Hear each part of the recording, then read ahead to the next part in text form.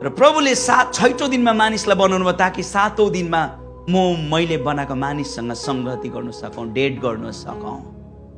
मन परेको व्यक्तिलाई हामी बिजी भएको बेला बोलाउँदैनौं। मन परेको व्यक्तिलाई नि सबै कुरा समय सकेपछि मात्र बोलाउँछ ताकि कसैले डिस्टर्ब नगरोस्।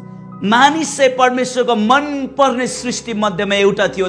तपाईँ जति प्रभुको संगतिमा आउनु चाहना गर्नुहुन्छ, तृष्णा गर्नुहुन्छ नि, त्यो भन्दा बढी तपाईको परमेश्वरले तपाईसँग संगति गर्न तृष्णा गर्नुहुन्छ। परमेश्वरको चाहना हो तपाईसँग रहिकन संगति गर्ने।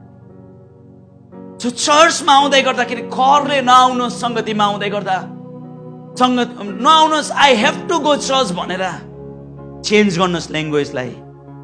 I want to go church भनेर आउनुहोस्। म चर्च जानै पर्छ भनेर होइन, र म चर्च जानु चाहन्छु भनेर आउनुहोस्। कर्म होइन तर चाहनामा गर्नुहोस्। परमेश्वरको राज्य कर्म हुँदैन, परमेश्वरको राज्य चाहनामा हुन्छ। मेरो प्रिय, जसले चाहनामा परमेश्वरको राज्य खोजी गर्छ नि उसले सबै कुरा पाउँछ।